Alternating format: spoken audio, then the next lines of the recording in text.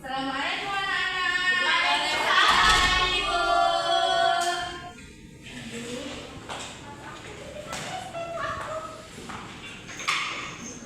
Sudah siap semua pelajarnya anak-anak? Sudah. Baiklah, sebelum kita memulai pelajaran pada hari ini, kita berdoa dulu ya anak-anak. Oke. Kita berdoanya memakai SDK. Semuanya berdiri. Jadi doanya berdiri ya, Ibu. Tidak SDK dulu. Nih, Ibu akan menampilkan videonya. Ikutin ya. Iya.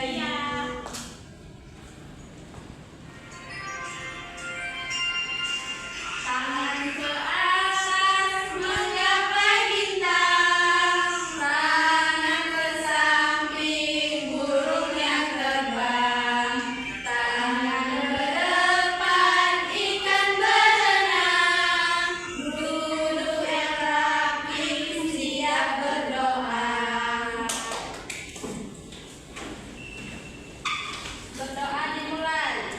Bismillahirrahmanirrahim.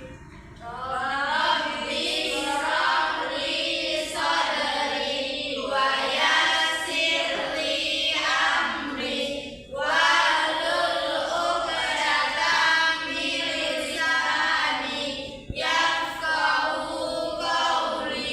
Amin. Baiklah anak-anak, di sini Ibu akan mengajar pelajaran bahasa Indonesia. Hari ini kita akan belajar cerita rakyat. Siapa tahu di sini cerita rakyat? Tahu? Belum tahu, Ibu. Ini cerita rakyat adalah cerita yang berasal dari masyarakat yang berkembang secara turun-menurun. Cerita ini biasanya mengandung nilai-nilai moral, budaya, dan pendidikan. Ada yang pernah mendengar cerita rakyat? Sudah pernah. Ceritanya Danau Toba. terus apa lagi? Rendang. Rendang, terus apa lagi? Santri Apa Minahasa. lagi? Masih banyak kan cerita rakyat lainnya? Ya. Di sini Ibu akan menceritakan cerita rakyat yang berjudul Malin Kundang. Kalian dengarin ya. Ibu itu dia maling. Enggak, namanya. Oh. Pada zaman dengar Ibu ya. Iya. Pada zaman dahulu, di kampung nelayan di pesisir pantai Sumatera Barat, tinggal seorang janda bersama anak laki-lakinya yang bernama Malin Kundang. Mereka hidup miskin tetapi saling menyayangi. Suatu hari, Malin Kundang memutuskan untuk merantau ke negeri seberang demi mengubah nasib. Ibunya dengan berat hati mengizinkannya, berharap anaknya akan sukses dan pulang membawa kebahagiaan. Tahun demi tahun berlalu, Malin Kundang tidak pernah kembali. Sang ibu tetap sabar menunggu dengan penuh harap. Hingga suatu hari, sebuah kapal megah bersandar di pelabuhan. Di atasnya berdiri seorang pria kaya bersama istrinya yang cantik. Dialah si Malin Kundang. Sang ibu datang menghampiri, memanggil-manggil nama anaknya. Namun Malin Kundang malu mengakui ibunya yang sudah tua dan berpakaian lusuh. Ia bahkan menghardik dan mengusir ibunya di depan banyak orang. Dengan hati hancur, sang ibu menengadah ke langit dan mengutuk Malin Kundang menjadi batu. Seketika petir menyambar, ombak menggulung, dan tubuh Malin Kundang perlahan berubah menjadi batu. Hingga kini, batu menyerupai manusia bersujud di pantai air manis dipercayai sebagai Malin Kundang yang durhaka kepada ibunya. Baiklah, kalian sudah mendengarkan Ibu menceritakan cerita Malin Kundang tadi? Sudah, Ibu. Di sini Ibu akan membuat dua kelompok. Ini kelompok pertama ya, ini kelompok kedua.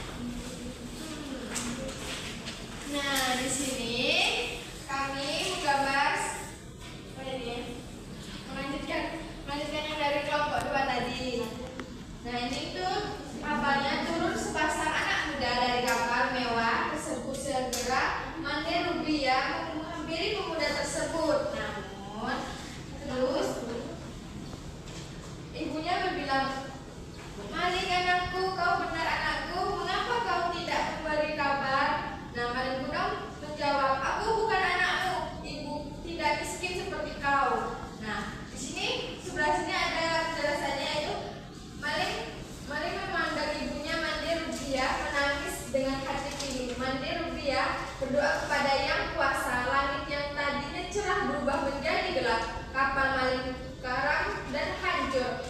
Malin Kundang pun dikutuk menjadi batu karena durhaka. Nah, ini gambar Malin Kundangnya yang durhaka. Dan di sini ada ini apa ini? Ini apa? Batu. Nah, ini foto si Malin tadi yang sudah durhaka sama ibunya. Jadi kalian jangan durhaka ya sama orang tua. Apa kalian pernah durhaka sama orang tua?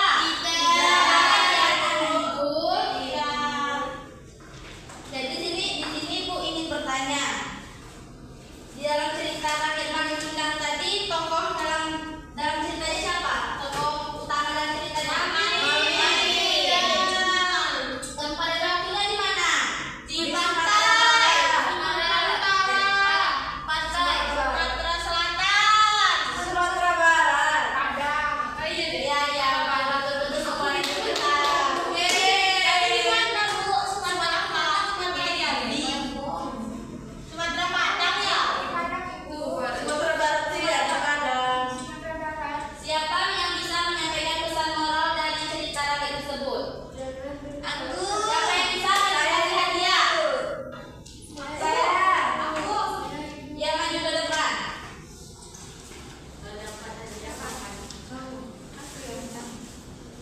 Ayo, Ratna. Oke.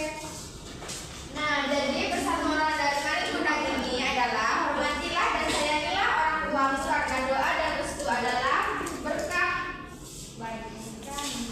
Oke. Baiklah anak-anak ibu, mungkin pelajaran kita cukup sampai di sini saja ya. Iya, Ibu. Mari kita berdoa masing-masing. Kita berdoa baru pulang.